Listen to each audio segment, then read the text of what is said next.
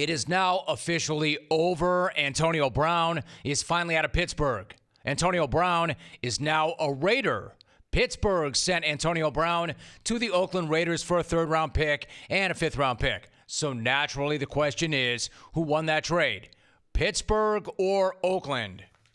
And the answer is Antonio Brown.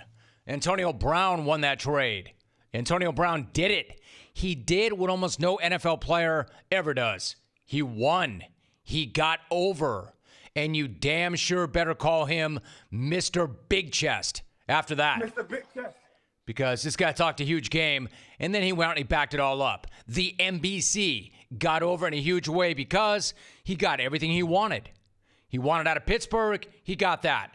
He wanted to get away from Ben Roethlisberger. He got that. He did not want to go to Buffalo. He got that. He wanted Oakland. He got that. He wanted more Jack, and he got that as well. He just got a new deal for $54 million, including $30 million guaranteed. And according to reports, that is up from $0 guaranteed over the next 3 years. Good work if you can get it, and he just got it. And pretty much everything else that he wanted as well. Mr. Big Chest just became Mr. Big Check.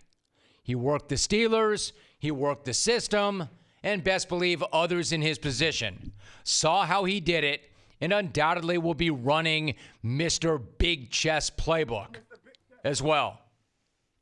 Also, let's not confuse this part of it. Oakland did not work Pittsburgh. Antonio Brown worked the Steelers. The Raiders were merely the lucky beneficiaries. I mean, Antonio Brown executed this offseason strategy better than any pass route that he's ever run. Business, come to find out, really is booming.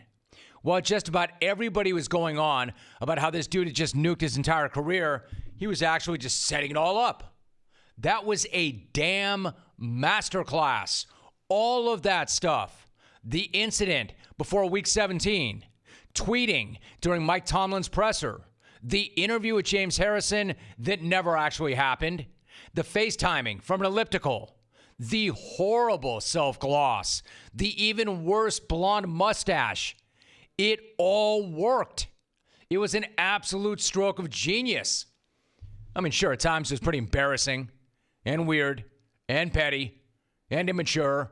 Call it whatever you want. Just know this. It worked. It was successful. He's getting to a new team, and it's one that he actually wanted to go to. He not only got all of this, but he got it in a spot that he wanted. And on top of that, was able to jam up somebody else. What an incredible power move that was. It worked. And yes, I know he just power moved his way onto a team that won 4-12 last year. And I'll get into the Raiders part of this in a moment or two. And I know he's further away from a Super Bowl ring than before. But this was not about a ring, right? This was not about a ring. This was about money. And as the old saying goes, you can't eat a Super Bowl ring. There have been plenty of Super Bowl rings that have been pawned by guys who needed money. Getting yourself $30 million guaranteed over the next 3 years probably means he's not going to have to worry about ever pawning anything. So this was about money. It was about getting paid, and he just got paid. Great for Brown, not so great for the Steelers. He may have gotten everything he wanted, but the Steelers were left with a third-round pick and a fifth-round pick and about $21 million in dead space on their salary cap. Think about that. The Steelers just traded Antonio Brown for a third and a fifth. That's how bad it got. The Raiders traded a third-round pick to Pittsburgh last year for Martavis Bryant. And all Pittsburgh got from Oakland was a third and a fifth. So the difference between Bryant and Brown at this point is a fifth-round pick. I mean, damn, that has got to sting. That has to sting the Steelers. And Steeler fan, if you're bitter, you have every right to be. Just don't tell me that you're better off without this guy, because you're not. I mean, that's just wrong. Show me a team that claims to be better without a Hall of Fame receiver, and I will show you a team and a fan base that is lying to itself. Yes, Juju Smith-Schuster is already a star, but you know what's better than having one Pro Bowl wide receiver?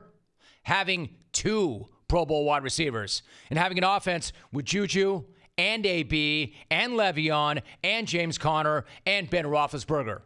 That would have been amazing. And now that's not going to happen. Instead, the organization is looking at losing 2 Pro Bowl players in the same offseason, and there's no way to spin that as an improvement. And don't tell me it's addition by subtraction, because it's not. So yes, Steeler fans, you're probably pissed. I get it, but you've got to tip your hat to Mr. Big Chest. I mean, we all do, because he got over. Huge. He got his. It worked. And now the only question now is whether number 84 for the Raiders will get to put Big Chest on the back of his jersey.